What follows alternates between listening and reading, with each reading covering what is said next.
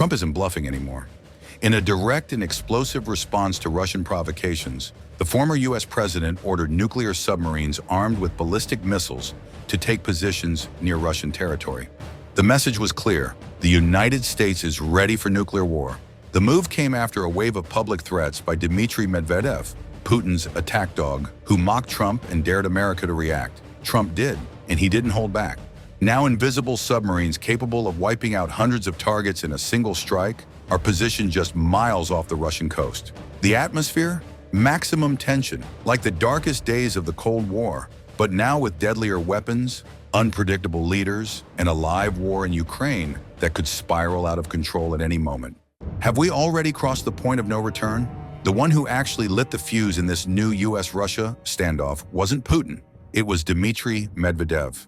To many in the West, he seems like a background figure. But inside the Kremlin, Medvedev is the mouthpiece for the threats Putin can't afford to say out loud. Since Russia invaded Ukraine in 2022, Medvedev has been using platforms like Telegram and X to drop increasingly aggressive messages. Nuclear threats, promises to turn cities into ash, and direct insults to Western leaders. In May 2024, he declared, "Our nuclear doctrine is not a bluff," and he's kept going ever since. There have been over 50 public nuclear threats from Russian officials since the war began. Half of them came from Medvedev. To military analysts, this is a calculated psychological strategy.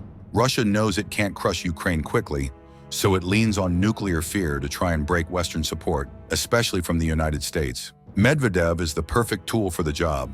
Former president, now deputy chairman of Russia's Security Council, and fully unleashed. He's Putin's attack dog, barking loud to test enemy reactions, without burning the supreme leader's image.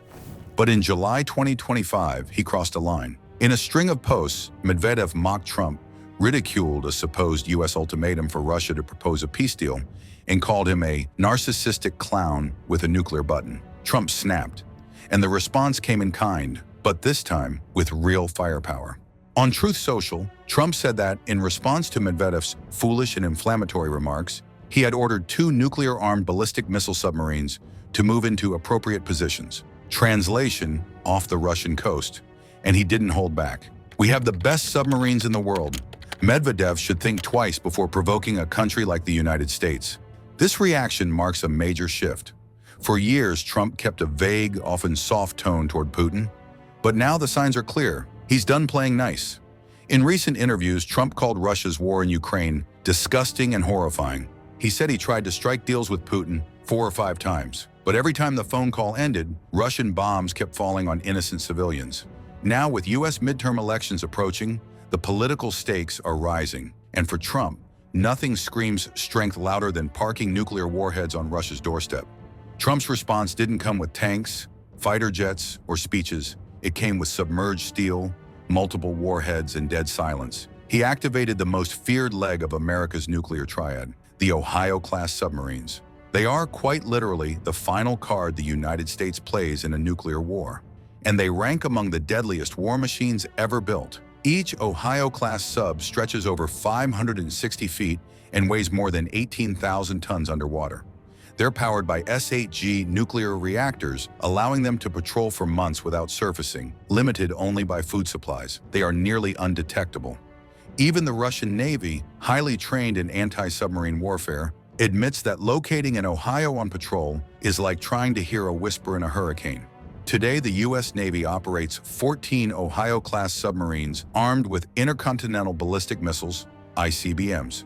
The other 4 have been converted to launch cruise missiles for conventional strikes. Each submarine can carry up to 20 Trident II D5 missiles. Each of those missiles can hold up to 12 independent nuclear warheads. That means a single Ohio can destroy up to 240 separate targets in one coordinated launch.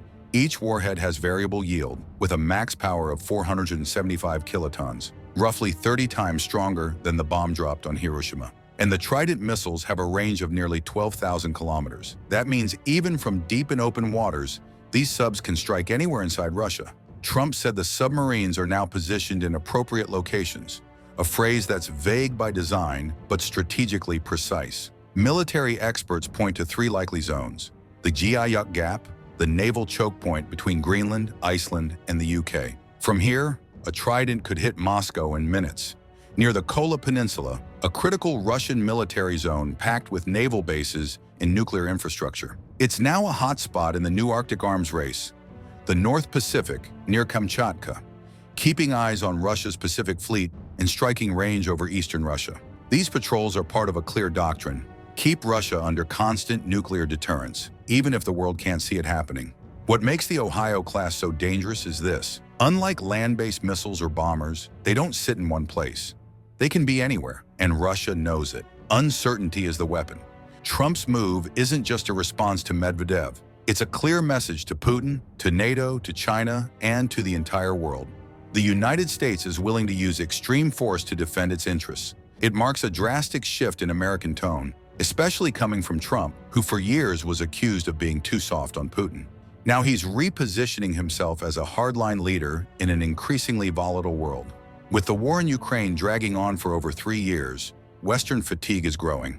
Some countries are torn between continuing military aid or pressuring Kyiv to negotiate. That's the backdrop behind Russia reviving the nuclear threat narrative, aiming to break the West's resolve and freeze international support. Trump, in turn, knows he can't afford to look weak. What we're seeing now is a double escalation. Russian rhetoric is rising, and America is responding with real firepower. And that dramatically increases the risk of miscalculation. Nuclear-armed submarines near conflict zones, drones getting shot down, radars lighting up, Arctic airspace getting crowded. It only takes one bad signal, one misinterpreted move, and we cross a line we can't come back from. Behind the scenes, there's the pressure of upcoming U.S. elections. With internal instability and a fierce fight for control of Congress, Trump needs to project strength, even if it means staring over the edge. Analysts from RAND Corporation and CSIS have already warned, the line between deterrence and provocation is becoming dangerously blurry. Putin hasn't responded directly to the U.S. submarine deployment, but Kremlin-linked sources say every American move will be met with a proportional response. That could mean more aggressive Russian patrols in the Arctic, hypersonic missiles on high alert, or new strategic weapons tests. So now the real question isn't whether both sides are willing to show force. The question is, who blinks first? And what happens if no one does? What do you think? Are we on the brink of a global war? Or is this still just strategic theater? Drop your thoughts in the comments. Your take matters in this global conversation. And if you haven't subscribed yet, hit that button and turn on notifications. Here on Global Defense Report, we don't just bring the facts, we show you what could happen next.